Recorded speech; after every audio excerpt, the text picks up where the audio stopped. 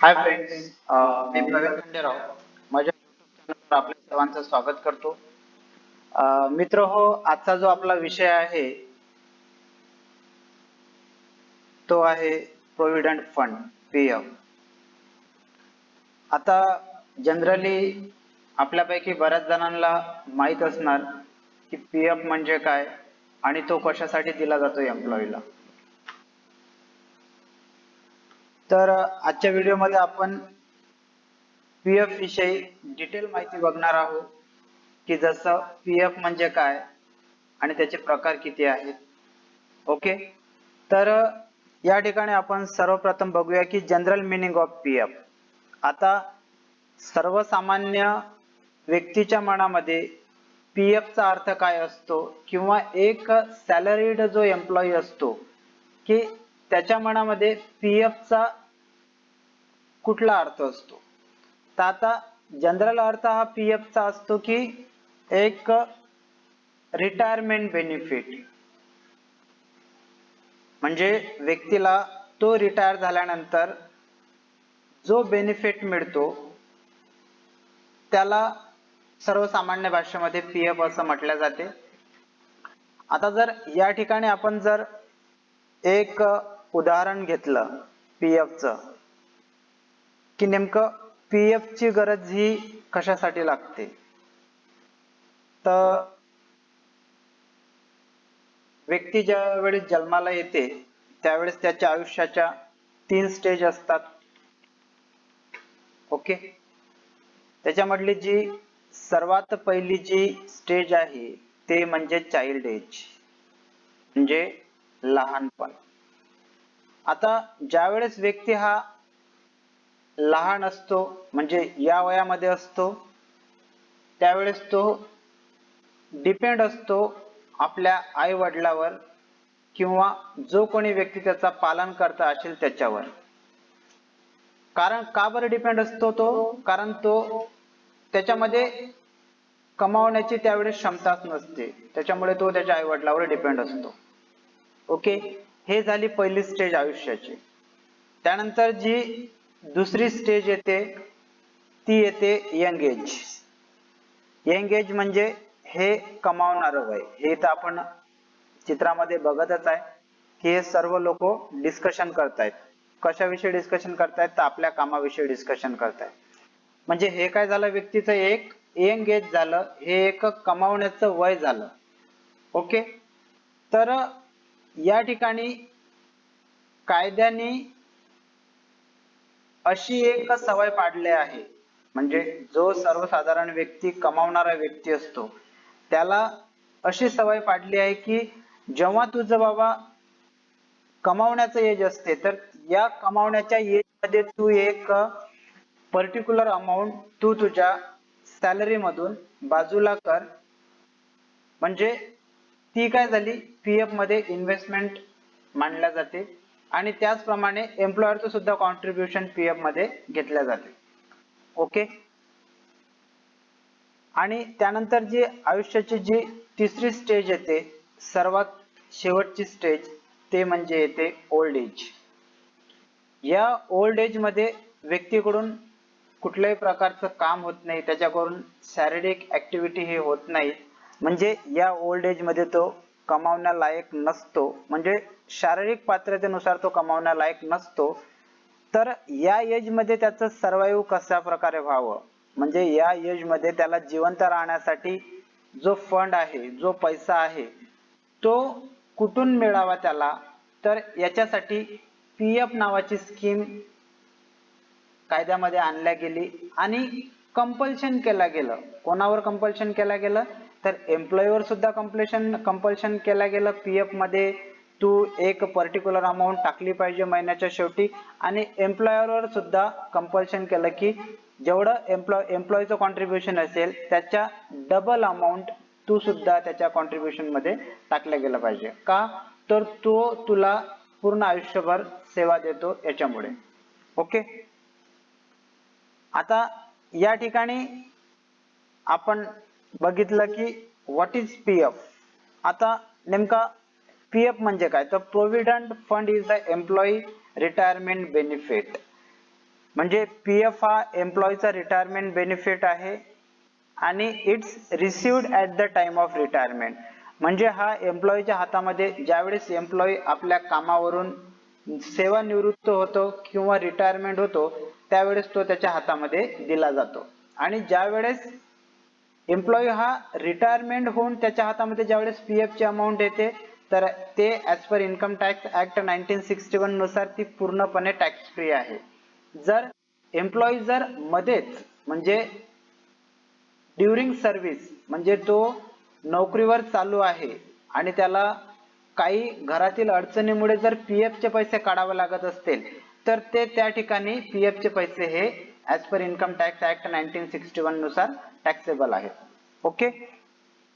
तर आता या ठिकाणी आपण बघू की टाइप्स ऑफ पीएफ की म्हणजे पीएफ चे किती प्रकार सांगितले आहे कायद्यामध्ये. तर त्याच्यामध्ये सर्वात जो पहिला प्रकार आहे तो आहे statutory PF. Okay.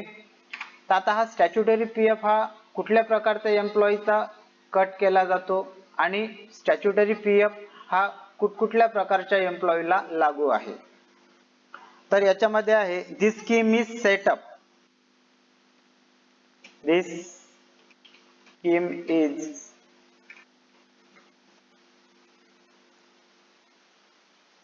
This scheme is set up under the PF Act 1925.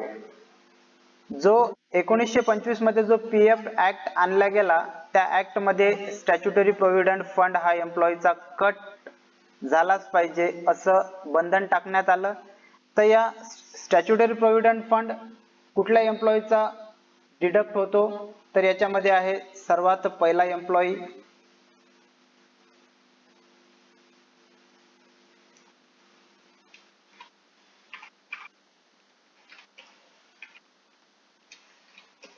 तो म्हणजे आहे गव्हर्नमेंट एम्प्लॉई.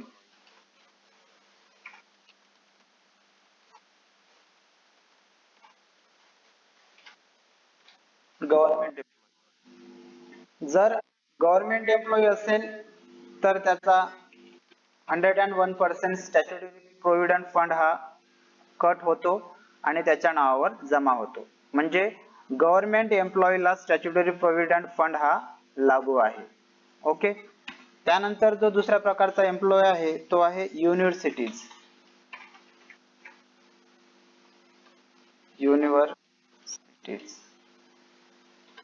आता युनिव्हर्सिटीज मध्ये जे एम्प्लॉई जॉब करतात किंवा सर्व्हिसला आहेत तर त्या एम्प्लॉईचा पीएफ सुद्धा स्टॅच्युटरी प्रोव्हिडंट फंड खाली कट होतो. ओके. त्यानंतर जो तिसरा प्रकार सांगितला एम्प्लॉईचा तो आहे रेल्वे. आता रेल्वेमध्ये जे एम्प्लॉई काम करत असतील म्हणजे यामध्ये सगळ्याच प्रकारचे एम्प्लॉई आले म्हणजे बेसिक लेवल पासून तर टॉप लेवल पर्यंत जे काही एम्प्लॉई काम करत असतील तर त्या सर्वांचा पीएफ स्टॅच्युटरी प्रोव्हिडंट फंड खाली कट केला जातो. ओके. तर या ठिकाणी पहिला प्रकार म्हणजे काय स्टॅच्युटरी प्रोव्हिडंट फंड. त्यानंतर जो दुसरा प्रकार सांगितला आहे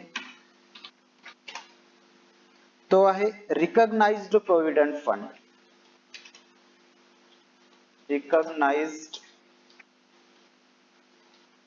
provident fund. Recognised provident fund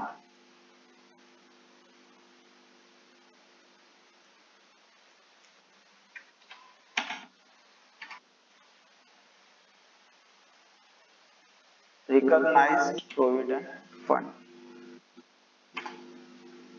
आता रिकॉग्नाइज्ड प्रोव्हिडंट फंड मध्ये कुठल्या प्रकारचे एम्प्लॉई येतात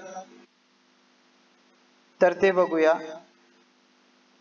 तर ही स्कीम आणल्या गेली अंडर पीएफ ऍक्ट 1952 नुसार. अंडर पीएफ ऍक्ट 1952 नुसार म्हणजे रिकॉग्नाइज्ड प्रोव्हिडंट फंड ही स्कीम कुठल्या ऍक्ट खाली लागू झाली? तर पीएफ ऍक्ट 1952 मध्ये जो ऍक्ट आणला गेला त्या कायद्यानुसार रिकॉग्नाइज्ड प्रोव्हिडंट फंड ची स्कीम एम्प्लॉईला लागू झाली. ओके.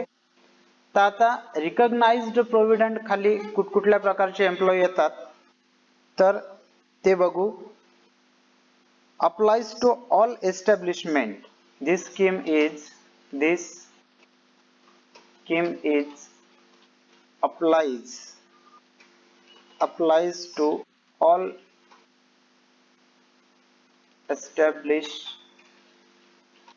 establishment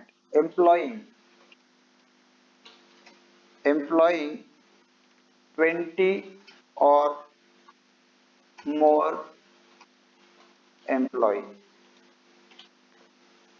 तर रिकॉग्नाइज्ड प्रोव्हिडंट फंड ही स्कीम कुठल्या प्रकारच्या एम्प्लॉईला लागू आहे की ज्या एस्टॅब्लिशमेंट मध्ये किंवा ज्या ऑर्गनायझेशन मध्ये 20 एम्प्लॉई किंवा त्यापेक्षा जास्त एम्प्लॉई जर कामावर असतील तर त्या ठिकाणच्या एम्प्लॉयरला आपल्या एम्प्लॉईचा पीएफ कट करणे पीएफ ऍक्ट 1952 नुसार अंडर रिकॉग्नाइज्ड प्रोव्हिडंट फंड खाली कट करणे कायद्याने कंपल्सरी केलेला आहे. ओके. कायद्याने कंपल्सरी केलेला आहे. याची अट काय आहे? 20 एम्प्लॉई किंवा 20 पेक्षा जास्त एम्प्लॉई. ओके. तर आता तुमच्या मनामध्ये प्रश्न येत असेल की एखाद्या वर्षामध्ये 20 एम्प्लॉई किंवा त्यापेक्षा जास्त एम्प्लॉई हे झाले तर फक्त त्याच वर्षामध्ये रिकॉग्नाइज्ड प्रोव्हिडंट फंड हा एम्प्लॉईचा कट करायचा का? तर नाही. तसे कायद्यामध्ये तरतूद आहे की एक वेळ तुमचे जर 20 किंवा 20 पेक्षा जास्त एम्प्लॉई जर क्रॉस झाले आणि त्यानंतर जर तुमचा एक सुद्धा एम्प्लॉई जर ऑर्गनायझेशन मध्ये काम करत असेल तर त्याचा सुद्धा पीएफ कट करावा लागेल. म्हणजे त्या ऑर्गनायझेशनला किंवा त्या एस्टॅब्लिशमेंटला नंतर पीएफ पासून सुटकारा नाही. ओके. त्यानंतर जो तिसरा प्रकार येतो पीएफ चा तो आहे unrecognised provident fund. Unrecognised provident fund.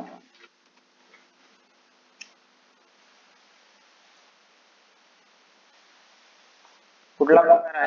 Unrecognised provident fund. तर आता अनरिकॉग्नाइज्ड प्रोव्हिडंट फंड हा कुठल्या एम्प्लॉईचा कट केला जातो तर unrecognised provident fund if the commissioner of income tax does not approve the provident fund scheme created by the employer and employee. म्हणजे या ठिकाणी जो कमिशनर ऑफ इन्कम टॅक्स आहे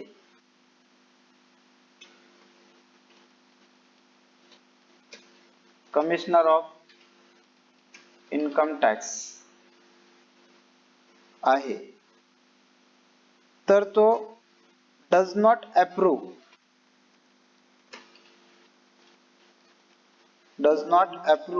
the provident fund scheme created by the employer and employee. म्हणजे या ठिकाणी सरळ असं सांगितलेलं आहे की जो अनरिकॉग्नाइज्ड प्रोव्हिडंट फंड आहे तर या अनरिकॉग्नाइज्ड प्रोव्हिडंट फंडला जो कमिशनर ऑफ इन्कम टॅक्स आहे त्याचं अप्रुव्हल नाही आहे. म्हणजे आता हे अप्रुव्हल कशासाठी लागते? जनरली जी पीएफ चं कॉन्ट्रीब्युशन असते कोणाचं? एम्प्लॉईचं. तर ते इन्कम टॅक्स ऍक्ट 1961 नुसार एक्झम्प्ट आहे. कोणाचं कॉन्ट्रीब्युशन? जो एम्प्लॉई आपल्या पीएफ मध्ये कॉन्ट्रीब्युशन करते ते कॉन्ट्रीब्युशन सर्वच्या सर्व त्याला एक्झम्प्ट भेटते अंडर इन्कम टॅक्स ऍक्ट 1961 नुसार. तर या ठिकाणी सांगितलं आहे की एम्प्लॉई जर अनरिकॉग्नाइज्ड प्रोव्हिडंट फंड मध्ये आपले पैसे टाकत असेल आणि त्या ठिकाणी एम्प्लॉयर सुद्धा त्याला एम्प्लॉयरचं कॉन्ट्रीब्युशन देत असेल तर या अनरिकॉग्नाइज्ड प्रोव्हिडंट फंडला कमिशनर ऑफ इन्कम टॅक्सचा अप्रुव्हल नाही. आता जसं अनरिकॉग्नाइज्ड प्रोव्हिडंट फंड मध्ये असं स्पेसिफिक कुठला एम्प्लॉई आपले पैसे टाकू शकतो याचं स्पेसिफिकली सांगितलेलं नाही, पण तरी आपण याचं टॅक्सेशन काय होईल हे बघू आपण.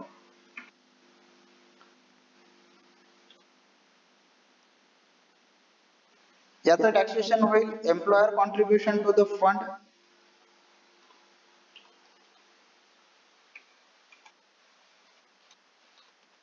Employer contribution to the fund, employer contribution to the fund म्हणजे जर एम्प्लॉयरचं कॉन्ट्रीब्युशन असेल तर त्याची काय ट्रीटमेंट होईल टॅक्स मध्ये, तर त्याचं सांगितलं आहे deduction.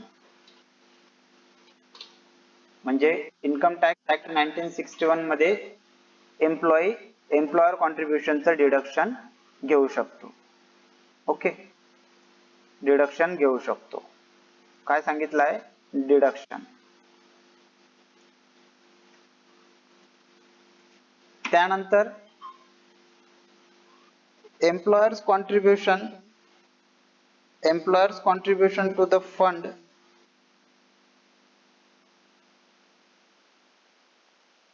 employees contribution to the fund,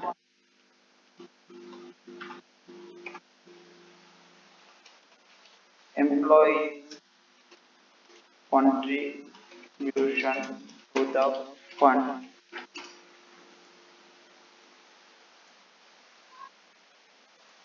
आता जर एम्प्लॉईचं जर कॉन्ट्रीब्युशन असेल अनरिकॉग्नाइज्ड प्रोव्हिडंट फंड मध्ये तर ते त्याला एक्झम्प्ट आहे ऍज पर इन्कम टॅक्स नुसार, एक्झम्प्ट आहे. ओके, आणि ऑन रिटायरमेंट म्हणजे त्याला हे अनरिकॉग्नाइज्ड प्रोव्हिडंट फंडचे केव्हा पैसे भेटतील, ऑन रिटायरमेंट तर सांगितलं आहे the lump sum amount received, the lump sum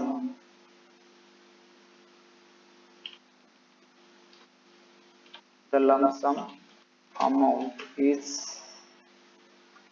lump sum amount received.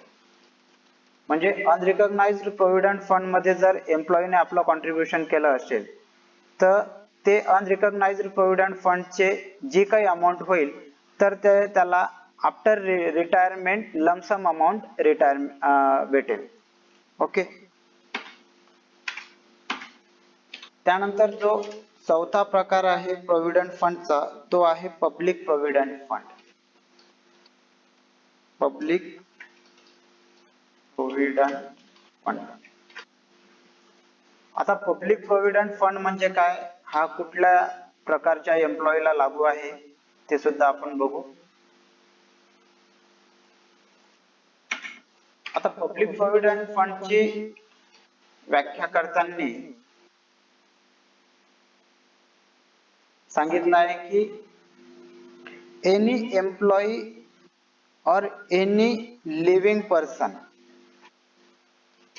Any employee और एनी लिव्हिंग पर्सन म्हणजे कुठल्याही प्रकारचा एम्प्लॉई, त्याला काही लिमिटेशन नाही की तो गव्हर्नमेंटच असला पाहिजे किंवा प्रायव्हेट सेक्टर मधला असला पाहिजे. एनी एम्प्लॉई और एनी लिव्हिंग पर्सन म्हणजे कुठल्याही प्रकारचा एम्प्लॉई किंवा कुठलाही जिवंत व्यक्ती can invest in public provident fund, PPF मध्ये कुठलाही व्यक्ती आपले पैसे गुंतवू शकतो. त्याच्यासाठी लिमिटेशन नाहीये की 20 व्यक्ती क्रॉस झाले पाहिजे किंवा एम्प्लॉई हा गव्हर्नमेंट एम्प्लॉई असला पाहिजे, असं कुठल्याही प्रकारचं लिमिटेशन नाहीये. It is called future scheme investment. Public provident फंडला फ्युचर स्कीम इन्व्हेस्टमेंट सुद्धा म्हटलं जाते. it is called future scheme investment and